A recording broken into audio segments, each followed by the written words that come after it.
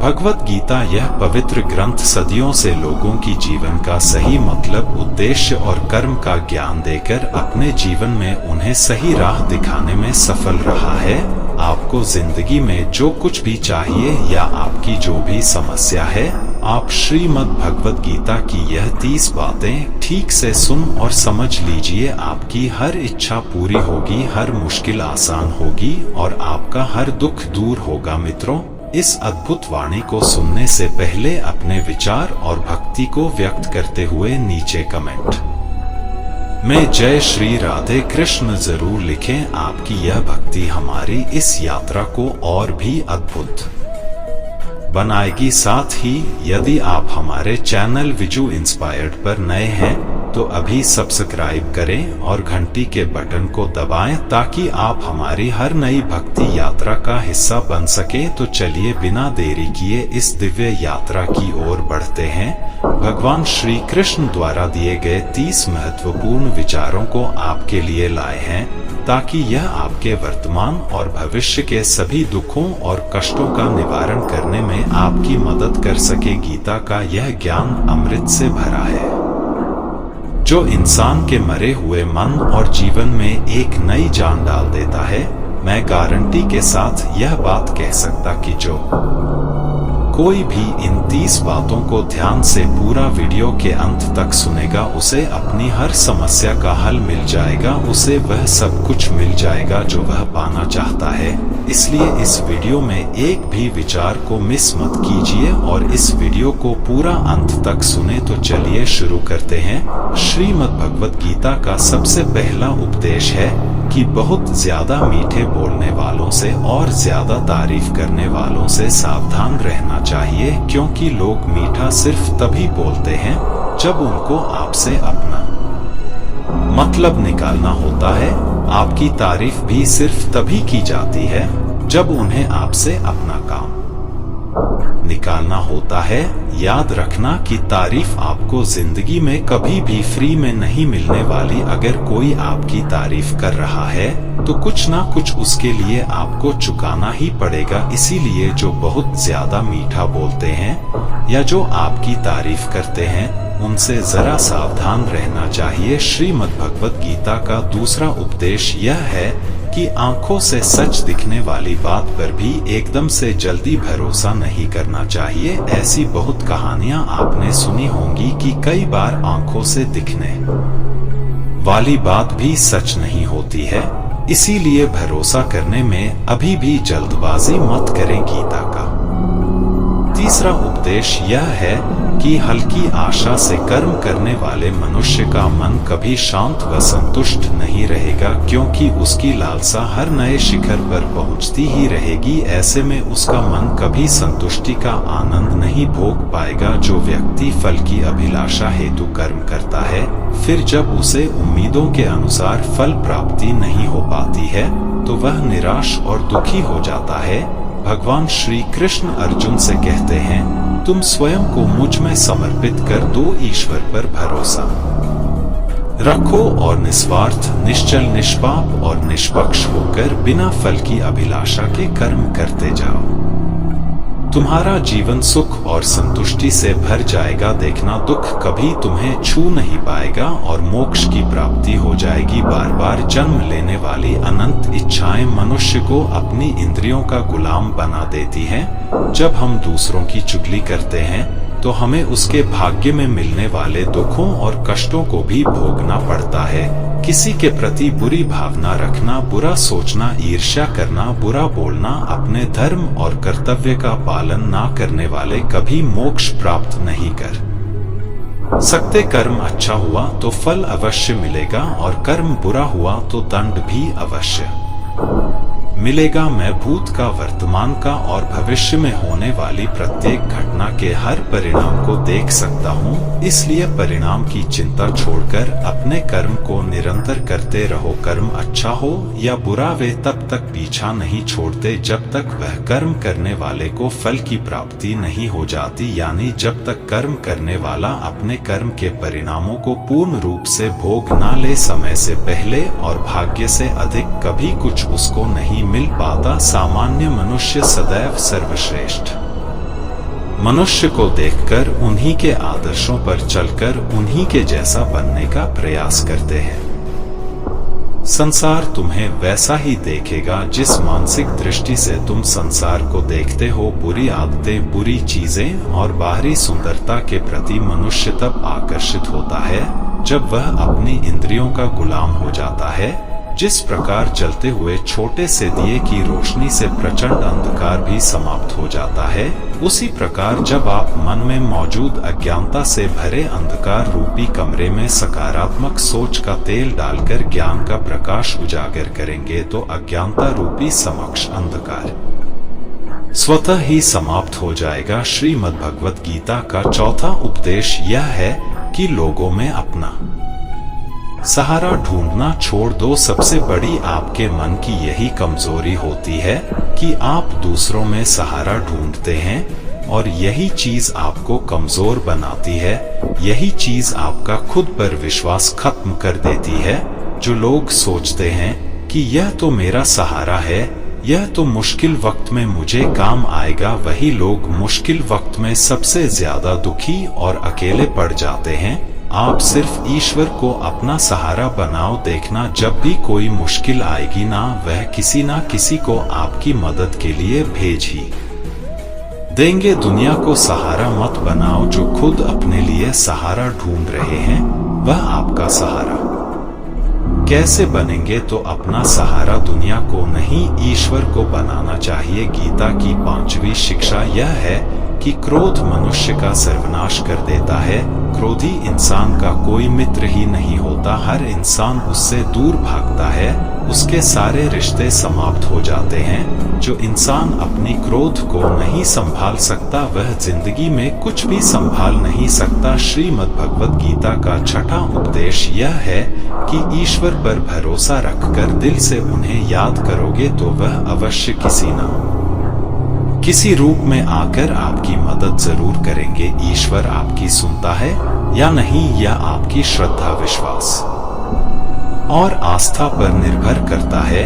किसी का भला करके कभी एहसान ना जताए, अन्यथा वह कर्म शून्य के समान हो जाता है और मिलने वाला यश बेकार हो जाता है। यह सोचकर कभी अभिमान नहीं करना चाहिए कि हमने तो कितने लोगों या जीवों की मदद की है, क्योंकि करने वाला तो स्वयं ईश्वर होते हैं। आप तो मात्र एक जरिया है, कठपुतली है। क्रोध करना व्यर्थ है। यदि क्रोध में आकर आप प्रतिक्रिया दे रहे हैं तो इसका अर्थ है कि आपको ईश्वर के बनाए कानून यानी कि कर्म पर भरोसा ही नहीं है। मन में शंकाओं को कभी जन्म ना दें, क्योंकि यह शंकाएं मन में गलतियों के पहाड़ बना देती हैं, जिससे जीवन का सुख चैन छीन जाता है। यदि कोई आपके साथ बुरा करता है तो कर्म और समय उसका हिसाब खुद ही कर देंगे। उपकार के बजाय परोपकार करें और चिंता की बजाय चिंतन करें। मन को सदैव नियंत्रित करके चलें, अन्यथा यह मन आपका सबसे बड़ा शत्रु बनकर आपसे बुरे कर्म करवा सकता है। ज्ञान सदैव बुद्धि से उत्तम व श्रेष्ठ होना चाहिए, इसलिए ज्ञान अर्जित करते रहे और बांटते रहे ताकि दूसरों का जीवन संभल सके। एक ही मनुष्य की हमेशा मदद ना करें जब तक कि वह स्वयं ही काबिल ना हो जाए। जो व्यक्ति फल की आशा हेतु कर्म करता है वह कर्म से ही बंध कर रह जाता है। कोई भी इंसान जन्म से नहीं बल्कि अपने कर्मों से महान बनता है। दुनिया और लोग वैसे ही नजर आएंगे जैसा तुम देखना चाहोगे। मेरा तेरा, छोटा बड़ा, अपना पराया मन से मिटा दो, फिर सब तुम्हारा है और तुम सबके हो। फल की अभिलाषा छोड़कर निरंतर कर्म करने वाला मनुष्य ही अपने जीवन को सुखद और संतोषप्रद बना पाता है।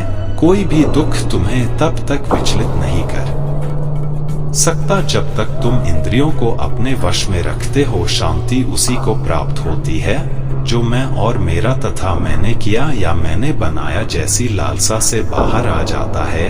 किसी भी वस्तु, जगह, जीव एवं मनुष्य से अत्यधिक लगाव एक दिन दुख का सबसे बड़ा कारण बनता है। जीवन में वही मनुष्य संतुष्ट रह सकता है जो कम से कम में भी खुश है और अधिक पाने या होने की लालसा वह उम्मीद नहीं रखता। गीता का 7वां हुआ उपदेश यह है कि अपने मन को शांत रखना सीखो, क्योंकि अशांत मन जीवन में सिवाय दुख के और कुछ नहीं देता। एक शांत मन जीवन में प्रेम और आनंद ही देगा। दुख और सुख सिर्फ शांत और अशांत मन के परिणाम है। अशांत मन दुख को ही जन्म देता है और शांत मन परमानंद को। गीता का 8वां उपदेश यह है कि किसी से भी हद से ज्यादा लगाव कभी मत रखना। दुर्योधन के पिता धृतराष्ट्र का राजगद्दी से बहुत ज्यादा लगाव था। राजगद्दी के आगे उन्हें कुछ भी दिखाई नहीं देता था और गद्दी के लिए उनका वह हद से ज्यादा लगाव और मोह पूरे राष्ट्र को ले डूबा। अनगिनत लोगों की मौत का कारण बन गया। आप भी जब किसी के पीछे हद से ज्यादा पागल हो जाते हैं तो वह चीज आपको मिले या ना मिले लेकिन आपकी जिंदगी जरूर खराब कर देती है। अध्यात्म ज्ञान ही जीवन को सुकून की तरफ ले जा सकता है।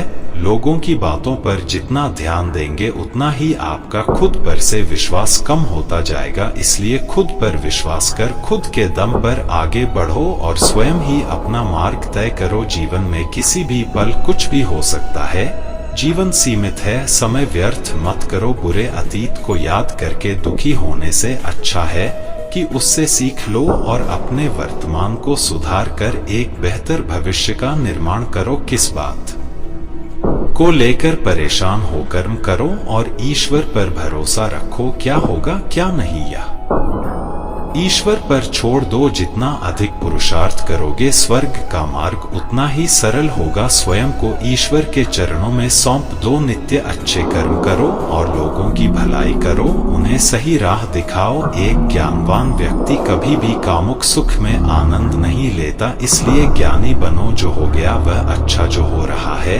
वह अच्छा हो रहा है और जो होगा वह भी अच्छा ही होगा। वेद पुराण पढ़ने का कोई लाभ नहीं जब तक उसमें बताई बातों को अपने जीवन में अवतरित ना करें, उनका पालन ना करें। रावण बुद्धिमान अवश्य था किंतु ज्ञानी नहीं। उसकी अज्ञानता ने उसे क्रोधी, कामुक और अहंकारी बना दी, जो उसकी मृत्यु का सबसे बड़ा कारण बना। मैं सभी प्राणियों को एक समान रूप से देखता हूँ। मेरे लिए ना कोई कम प्रिय है और ना ही अधिक। वह ज्ञान व्यर्थ है जो सिर्फ तुम तक ही सीमित है।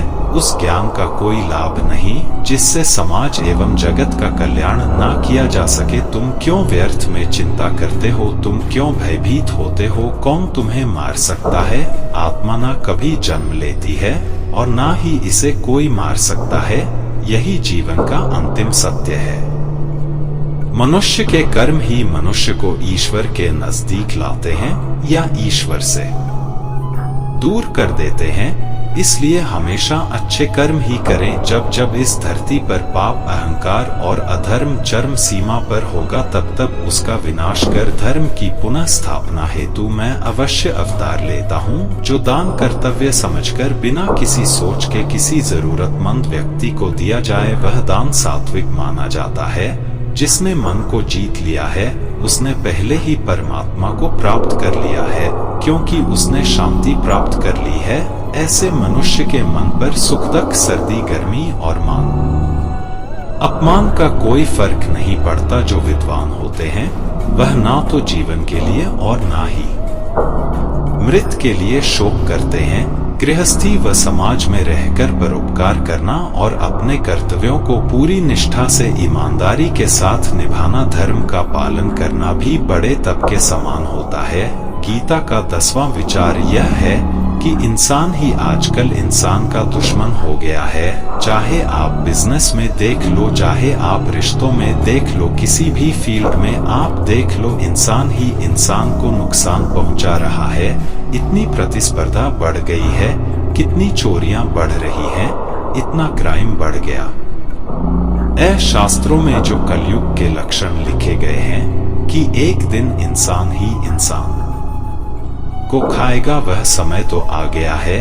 इंसान ही तो इंसान को खा रहा है, एक दूसरे का बिजनेस खा रहा है, एक दूसरे की नौकरियां खा रहा है, एक दूसरे की जिंदगी की खुशियां खा रहा है। इंसान जो दुखी है उसे और दुखी करो, जो खुश है उसे परेशान करो। यही तो हो गया है आजकल। कहने को तो सब इंसान है लेकिन इंसानियत कहीं दिखती ही नहीं। एक सेठ के घर से एक भिखारी निकल रहा था। उसने उस सेठ से कहा, मुझे एक गिलास पानी पिला दीजिए, बहुत प्यास लगी है, बहुत दूर से पैदल चलकर आया हूँ, मेरे प्राण निकल रहे हैं। तो सेठ बोला, अभी आदमी नहीं है, आदमी आ जाए तो आपको पानी दे दिया जाएगा। थोड़ी देर बाद उस भिखारी ने सेठ से कहा, आप कृपया करके मुझे एक गिलास पानी पिला दीजिए, मैं चला जाऊंगा, मेरे प्राण निकल रहे हैं और आसपास में किसी का घर भी नहीं दिख रहा। तो उस सेठ ने कहा, मैंने कहा ना कि आदमी आने वाला है, वह आ जाए तो आपको पानी मिल जाएगा। फिर वह भिखारी उस सेठ से कहने लगा, तुम खुद ही आदमी क्यों नहीं बन जाते, थोड़ी देर के लिए तुम ही आदमी बन जाओ। आजकल यही हो गया है, यहाँ कोई आदमी बनने को तैयार ही नहीं है, बस लोग एक दूसरे को नोचने में लगे हैं, एक दूसरे का फायदा उठाने में लगे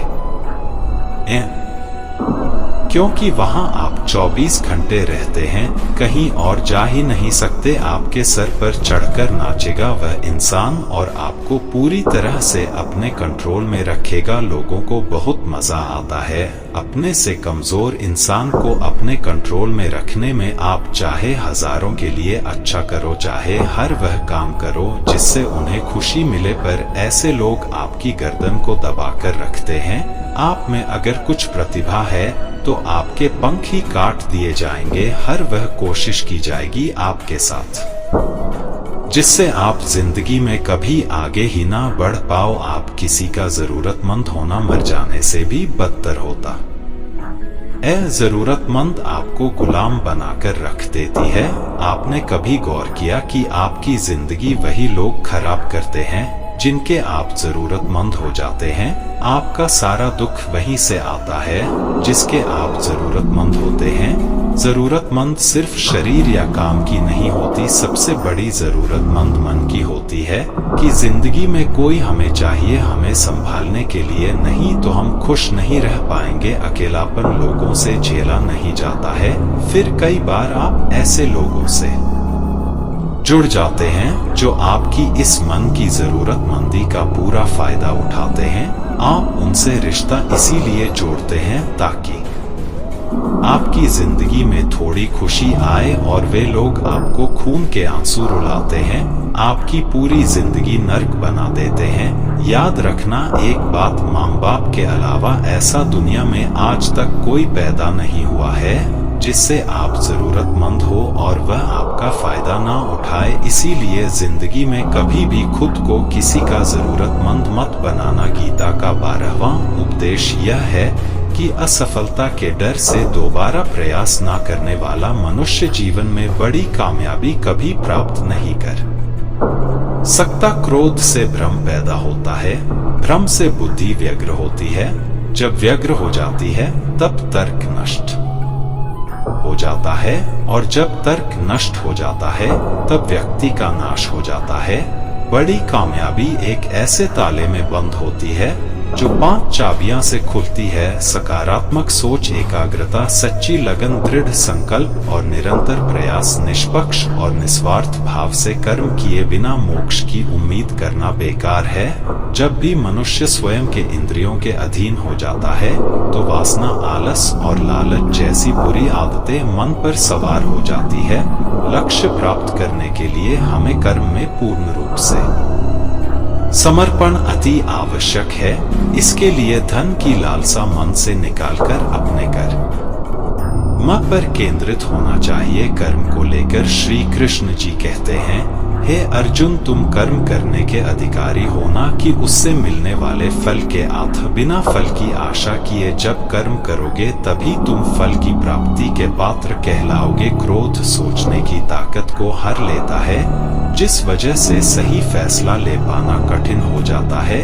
यदि आप कर्म फल प्राप्ति की लालसा व लालच हेतु कर रहे हैं तो कर्म कभी आपकी उम्मीदों के अनुसार प्राप्त नहीं होगा। बुरे कर्म से पीछा छुड़ाने का सबसे बेहतर तरीका है मन में अच्छे विचारों को आने दो और सकारात्मकता से सोचो।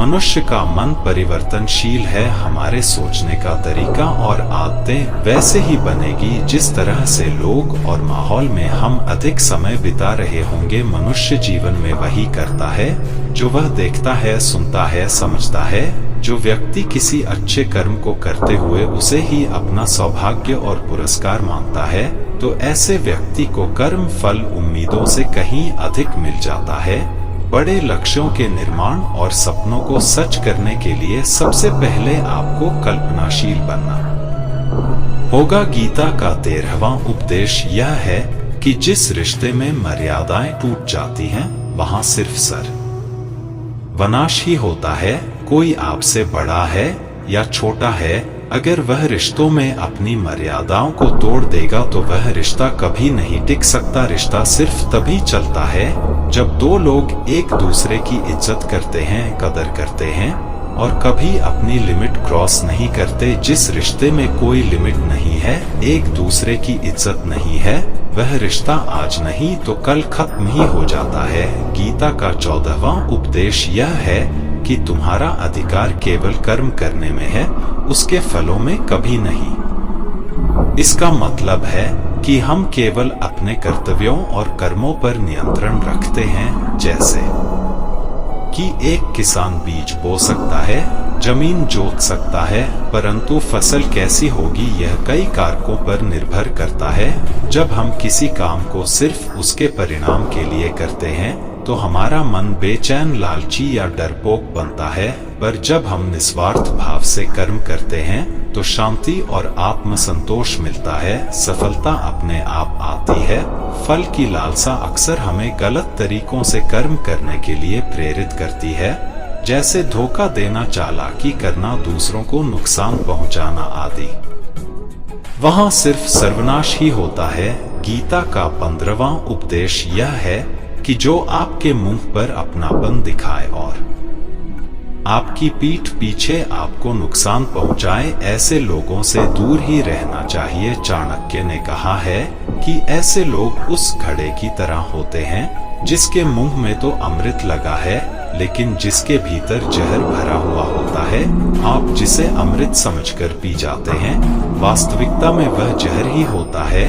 तो ऐसे लोगों को जहर की तरह छोड़ देना चाहिए जो अपनेपन का दिखावा करें और पीछे से हमेशा आपको नुकसान पहुंचाए। गीता का 16वां उपदेश यह है कि अपनी खुशी और अपना दुख हर किसी के आगे जाहिर नहीं करना चाहिए, क्योंकि लोग आपकी खुशी पर नजर लगा देते हैं और आपके दुख में आपकी हंसी उड़ाने लगते हैं। आपकी खुशी से कोई खुश नहीं होता, लोगों को जलन होती है। हर आंसू आंख में लाया ना करो, हर जख्म सबको दिखाया ना करो। यहाँ लोग हाथ में नमक लिए फिरते हैं, इसलिए अपना हर दर्द सबको दिखाया ना करो, लोग तो बैठे ही हैं। कभी मत जाओ। महाभारत का युद्ध शुरू होने से पहले श्री कृष्ण हस्तिनापुर गए थे पांडवों की तरफ से शांति प्रस्ताव लेकर। तब शकुनी ने दुर्योधन से कहा, यह कृष्ण बड़ा मायावी है, अगर यह हमारे पक्ष में आ जाए तो समझ लो पांडव हार ही गए। तो इसकी सेवा कर करके इसको अपने घर आने का निमंत्रण भेजो, इसे खुश करो। जब श्री कृष्ण हस्तिनापुर पहुँचे तो दुर्योधन ने उन्हें अपने घर आने के लिए कहा और श्री कृष्ण से कहा, आप मेरे घर में रहिए, मेरा अतिथि स्वीकार कीजिए, मेरे घर में भोजन कीजिए। तो श्री कृष्ण ने दुर्योधन से कहा, दुर्योधन इंसान को किसी के घर तभी भोजन करने जाना चाहिए या तो उसे बहुत प्रेम हो या तो हमारे जीवन में कोई बहुत बड़ी आपत्ति आ गई हो। ना तो मेरी जिंदगी में कोई आपत्ति आई है और ना ही तुम्हारा मुझसे कोई प्रेम है, तो तुम्हारे घर तो मैं कभी नहीं आऊंगा। तुम मुझे अपने घर बुला रहे हो सिर्फ और सिर्फ अपना मतलब पूरा करने के लिए, और मतलब ही लोगों के घर कभी नहीं जाना चाहिए। इसीलिए इससे हमको यह शिक्षा मिलती है कि जिसके दिल में आपके लिए प्रेम नहीं है, इज्जत नहीं है, वहां आपको कभी नहीं रहना चाहिए। आपको सिर्फ उसी जगह रहना चाहिए जहां आपकी कदर हो आपको इज्जत मिले और जहां आपको प्रेम मिले। गीता का 23वां उपदेश यह है कि मूर्ख और दुष्ट लोगों को कभी ज्ञान नहीं देना चाहिए, इससे उनके अहंकार को चोट लगती है और वह आपके लिए मन में बैर भाव लेकर बैठ जाते हैं और वक्त आने पर आपको ही नुकसान पहुंचाते हैं।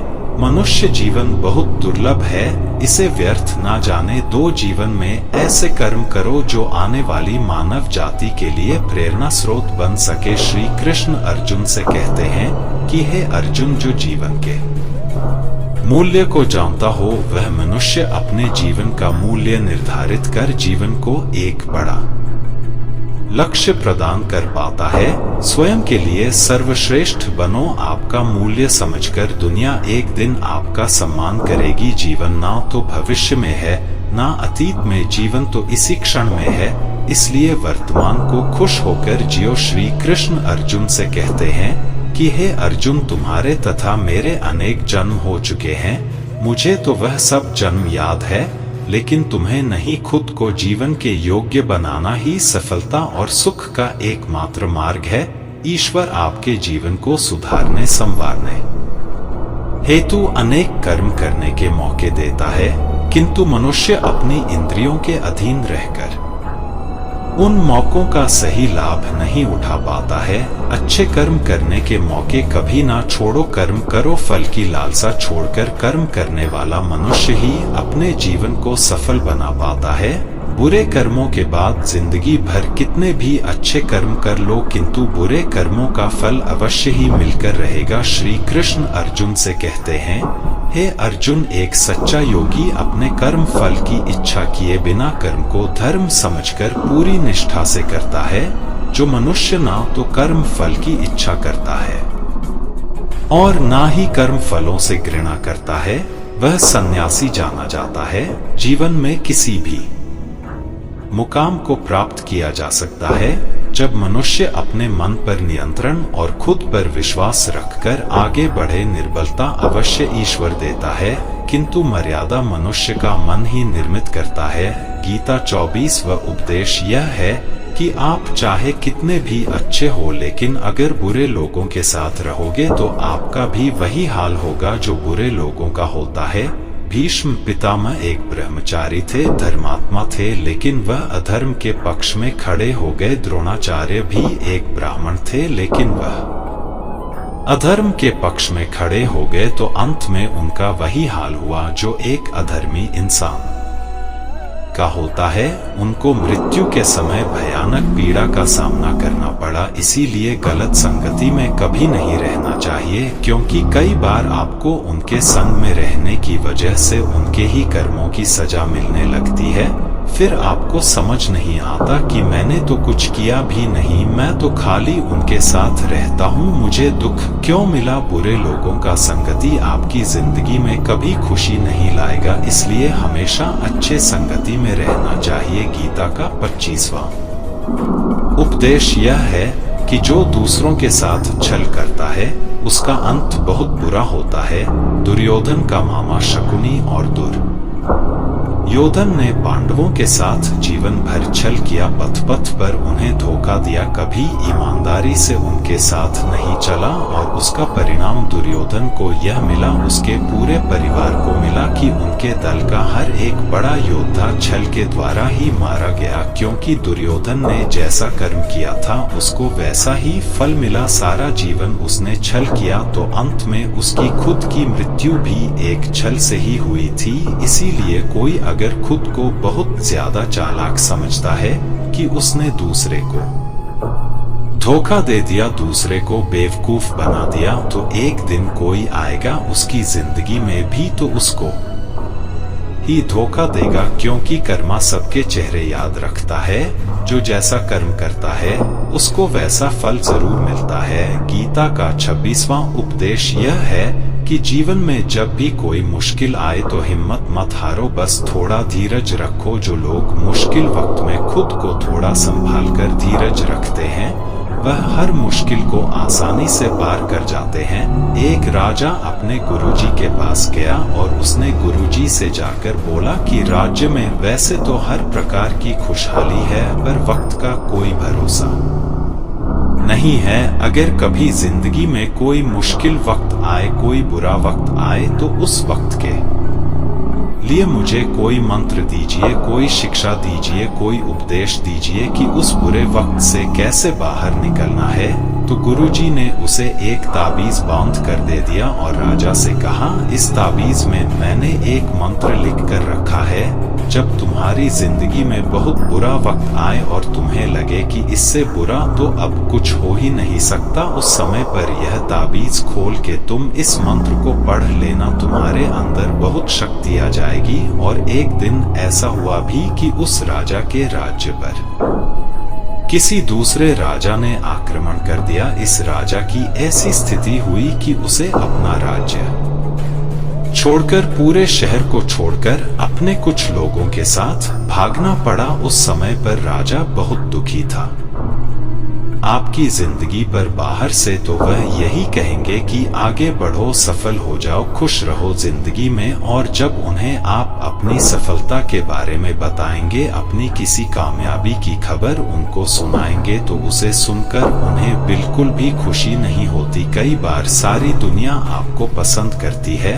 दुर्योधन हर कोशिश करता था पांडवों को नीचा गिराने का, जितना हो सके उन्हें दुखी करने का, और वही भाइयों की आपसी जलन महाभारत के युद्ध की वजह से हुई, जिसमें ना जाने कितने अनगिनत लोग मारे गए। बाहर वाले को क्या फर्क पड़ता है कि आप कैसी जिंदगी जीते हैं, लेकिन यह जो रिश्तेदार होते हैं, यह जो करीबी लोग होते हैं, मजाल जो इन्हें आपकी खुशी बर्दाश्त हो जाए, सबसे खतरनाक होते हैं यह लोग, क्योंकि यह बाहर से बहुत मीठा चलते हैं, आपको अच्छे अच्छे शब्द कहते हैं, लेकिन आपके पीठ पीछे यह आपसे जरा भी खुश नहीं होते। तो इसीलिए किसी को भी अपना समझने से पहले आप यह जरूर चेक कर लें कि वह सच में आपका अपना है या सिर्फ अपनेपन का दिखावा हो रहा है। गीता का 30वां उपदेश यह है कि जो इंसान आपको बार बार चोट पहुंचाए, उसे कभी माफ नहीं करना चाहिए। युधिष्ठिर ने दुर्योधन को बार बार माफ किया और उसका परिणाम यह हुआ कि उन्हें अपनी जिंदगी में बहुत बड़े दुखों का सामना करना पड़ा। वह इंसान अगर एक बार गलती करे तो माफ करना फिर भी ठीक है, लेकिन कोई अगर बार बार गलती करे तो उसे माफ करना आपको बहुत ज्यादा नुकसान पहुंचाएगा, क्योंकि वह गलती नहीं हो रही है, वह उसकी आदत है, वह ऐसा ही है, वह हमेशा आपके साथ ऐसा करेगा। तो बहुत ज्यादा दयालु मत बनो। किसी को माफ करने में और बेवकूफ बनने में बहुत बड़ा अंतर होता है। किसी को अगर एक बार आप माफ भी कर रहे हो तो उस इंसान से आप जरूर सावधान रहना। कहते हैं आजमाए हुए को फिर आजमाना मिट्टी मुंह में डालने के बराबर होता है। जिससे धोखा खाया है, जिससे आपको तकलीफ मिली है, उस पर भरोसा गलती से भी मत करना। तो माफ उतना ही करो जितने में आप बेवकूफ ना लगो। गीता का 30वां उपदेश यह है कि जब कोई आपके साथ धोखा या छल करे तो उसको कोसना या दुखी होना छोड़ दो, बल्कि उससे शिक्षा लो कि लोग असलियत में वैसे नहीं होते जैसा आप उन्हें समझ लेते हैं। यहाँ पर लोग अपने मुंह पर मुखौटा लगाकर घूमते हैं। यहाँ हर इंसान खुद को अच्छा दिखाने की कोशिश करता है, अच्छा बनने की कोशिश कोई नहीं करता। आप किसी के साथ थोड़ा गलत व्यवहार करके तो देखो, उसका असली रंग सामने आ जाएगा। या फिर जब आपकी जिंदगी में कुछ मुश्किल वक्त आएगा तो भी आपको उसका असली रंग देखने को मिल जाएगा। इसीलिए किसी पर भी जल्दी भरोसा नहीं करना चाहिए, किसी से भी इतनी उम्मीद नहीं लगानी चाहिए कि बाद में हमारा दिल ही टूट जाए, क्योंकि दुनिया के लोग ना कभी किसी के हुए हैं और ना कभी किसी के होंगे। अपना दिल उस ईश्वर को समर्पित कर दो, फिर देखना आपका दिल कोई नहीं दुखा पाएगा। श्री कृष्ण ने अर्जुन से गीता के 12वें अध्याय भक्ति योग में कहा है कि हे अर्जुन, अपना मन अपनी बुद्धि अपना दिल सिर्फ उसमें लगा दे, फिर देखना तेरा दिल कोई नहीं दुखा पाएगा, कोई तेरा दिल नहीं तोड़ पाएगा। याद रखना, इस दुनिया में आप जिससे भी सबसे ज्यादा दिल लगाओगे, सबसे ज्यादा दुख भी आपको वही इंसान देगा, क्योंकि इस दुनिया में दिल की कोई कदर नहीं है, भावनाओं की कोई कदर नहीं। कदर होती है बस मतलब की फायदे की, कि आपसे किसी का क्या फायदा हो सकता है। जब तक आपसे लोगों का मतलब है तब तक सब लोग आपसे अच्छा चलते हैं। जैसे ही उनका मतलब खत्म हो जाता है वैसे ही उनका बात करने का तरीका भी बदल जाता है। इसीलिए जब आप किसी से नया मिलते हैं तो उस पर यकीन मत करिए, वह सिर्फ एक खोटा है, आपको दिखाने के लिए, आपको फंसाने के लिए। अब यह आप पर निर्भर करता है कि आप उसमें फंसते हैं या अपनी समझ से काम लेते हैं। भगवान श्री कृष्ण कहते हैं कि डर धारण करने से भविष्य के दुख का निवारण नहीं होता है, डर से चिंताएं तो बढ़ती है, जो मन का सुख चैन सभी छीन लेती है। किसका डर है तुम्हें? कौन तुम्हें मार सकता है? तुम शरीर नहीं हो, शरीर तो तुम्हारा मात्र एक साधन है अपने कर्मों को सिद्ध करने का। तुम एक आत्मा हो जो कि अमर है, तुम युगों से अनेकों शरीर धारण करते आए हो। अब मानव शरीर तुम्हें प्राप्त हुआ अपने कर्म को सिद्ध करके। जीवन का मात्र उद्देश्य परोपकार करना है, जरूरतमंद की निस्वार्थ मदद करना है। जो व्यक्ति निरंतर और अविचल भाव से भगवान के रूप में मेरा स्मरण करता है वह मुझको अवश्य ही पा लेता है। कोई व्यक्ति मेरे अस्तित्व को नकारे, उससे मुझे कोई फर्क नहीं पड़ता है। बस वह मनुष्य दिल का साफ और कर्म का नेक, ईमानदार और भला मनुष्य होना चाहिए। मैं श्रद्धा भाव का भूखा हूँ। अगर कोई प्रेम और भक्ति के साथ मुझे पत्र, फूल, फल या जल प्रदान करता है तो मैं उसे स्वीकार करता हूँ, अन्यथा 5 भोग भी मेरे लिए तुच्छ है। निस्वार्थ भाव से किसी की मदद करना, सेवा समझकर दान पुण्य करना, निष्पक्ष होकर निर्णय करना, कर्म करना, यह तमाम कर्म मेरी भक्ति करने के समान ही है। ऐसे मनुष्य मुझे अति प्रिय होते हैं। प्रेम उसी से करो जो आपके प्रेम के लायक हो। जिसे आपके प्रेम की कदर नहीं, उससे जितना दूर रहो उतना अच्छा होता है। आजकल लोग कहते हैं कि सबसे ज्यादा पीड़ा प्रेम देता है। लोगों ने प्रेम जैसी पवित्र चीज को गंदा कर दिया है, जहर बना दिया है। सबसे ज्यादा लोग एक दूसरे को प्रेम और भरोसे के नाम पर ही लूटते हैं। अगर आपका किसी से प्रेम नहीं है तो वह आपकी भावनाओं को चोट पहुंचा ही नहीं सकता। संबंध चाहे जो भी हो, हद से ज्यादा किसी से प्रेम करोगे और अगर वह उसके लायक नहीं तो सिवाय दुख के और कुछ नहीं मिलेगा। वास्तविकता में प्रेम पीड़ा नहीं देता, बल्कि ऐसे इंसान से प्रेम करना पीड़ा देता है जिसे आपके प्रेम की कद्र नहीं है। तो प्रेम सिर्फ उसी इंसान से करो जिसे आपके प्रेम की कद्र है। जहां आपको यह एहसास हो जाए कि आपके प्रेम की, आपकी भावनाओं की कद्र तक नहीं है, वहां से आप कृपया करके खुद को दूर ही रखें। दोस्तों, अगर आपने भगवान श्री कृष्ण द्वारा दिए गए इन विचारों से कुछ भी ज्ञान की बात सीखी हो तो कमेंट में जय श्री राधे कृष्ण अवश्य लिख दीजिए और वीडियो को एक लाइक दिल से अवश्य करें और हमारे चैनल विजू इंस्पायर्ड को सब्सक्राइब जरूर कर लीजिए और इस वीडियो को अपने प्रिय लोगों के साथ अवश्य शेयर कीजिए ताकि उनको भी भगवत गीता का ज्ञान मिल सके। भगवान श्री कृष्ण की कृपा हम सभी पर बनी रहे। मिलते हैं अगली वीडियो में, तब तक अपना ख्याल रखिएगा। धन्यवाद।